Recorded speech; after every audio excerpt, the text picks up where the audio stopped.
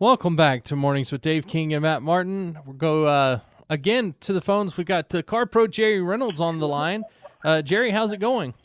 Hey, good guys. How are y'all? I'm doing great. It looks like you're doing pretty good too. Doing pretty good. Back-to-back Cadillac. Yeah. When are they going to have the El Dorado back out again? Well, if they did, they would put some goopy combination of letters and numbers in it. Man, trying to keep up with them, for me, they keep changing things. I mean, last week I had the CT5, which was the CTS just a year ago. But this week I've got an issue.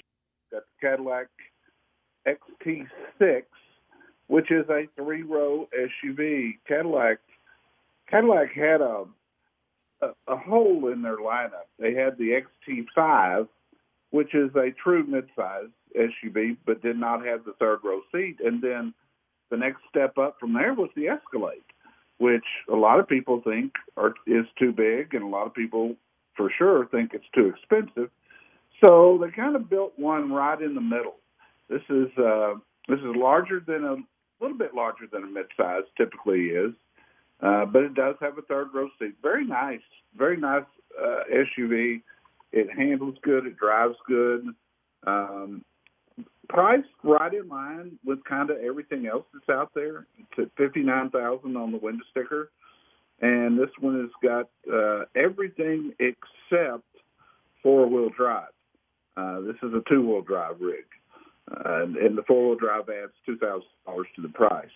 But handles good, drives good, good gas mileage, surprisingly.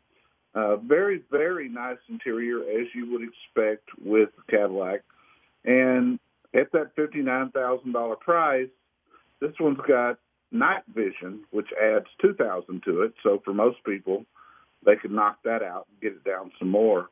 But pretty impressive SUV, I got to be honest. So is four-wheel drive something that a lot of Cadillac owners are even looking for?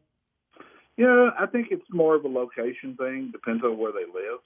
Most people, in my area in Dallas-Fort Worth, that they don't care one way or the other, if it's four-wheel or all-wheel or two-wheel. But, out, where you guys are, and you do get some winter weather, some people would probably pass on it if it wasn't four-wheel drive. Yeah. So as far as what your thoughts are, I mean, is it a car that you would drive? Yeah, it is.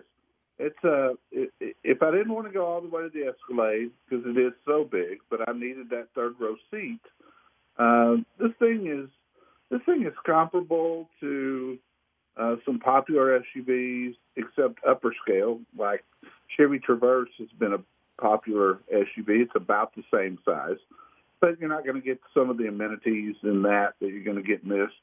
Even the new Ford Explorer that's for 2020, you can run one of those up deep into the 50s if you get it completely loaded. So I was pretty happy with the price, but I was very happy with the vehicle itself. It just got a great interior and a lot of nice features inside, and the infotainment system and navigation works well. And Cadillac has had some problems with that in the past. In fact, General Motors as a whole has had some problems with that in the past. But it looks like they got those ironed out. This is one I would recommend. All right. So you did this to yourself. You're going to have to tell me about the four-door Porsche.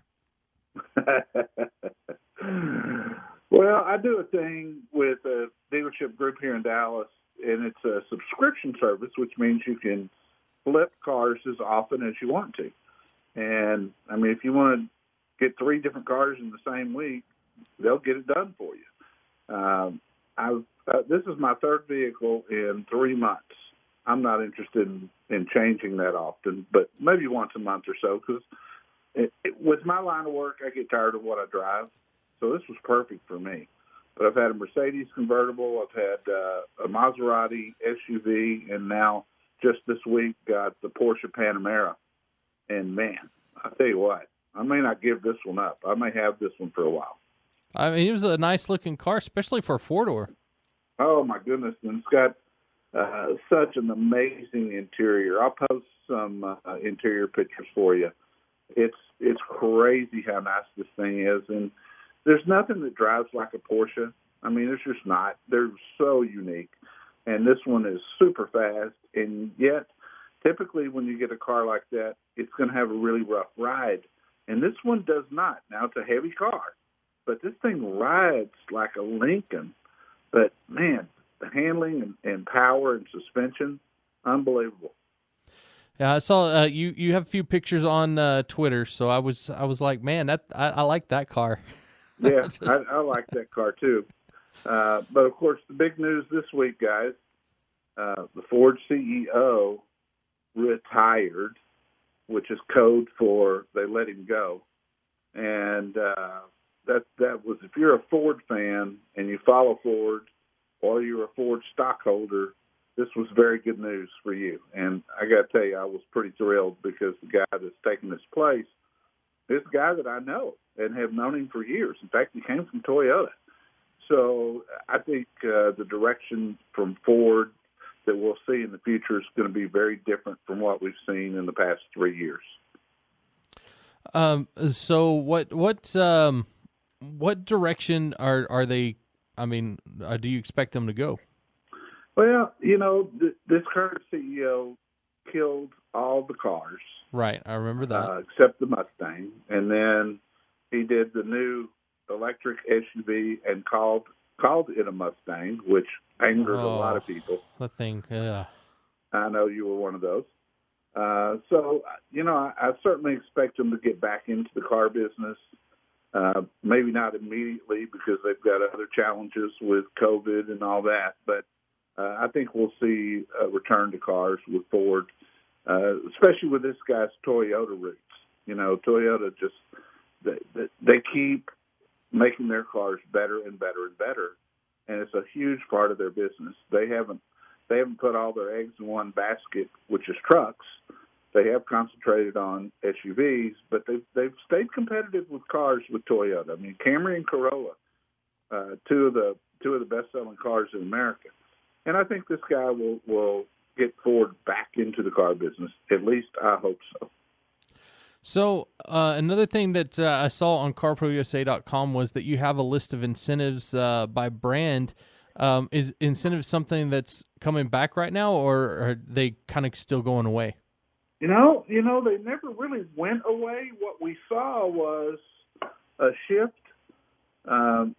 If we're trucks and SUVs, they don't need much in the way of incentives, but everything else, the incentives went up. In other words, if you're talking about, General Motors, their trucks are short in supply, so there's no need for incentives.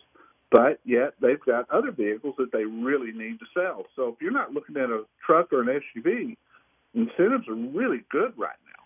You just kind of have to dive into them and take a look.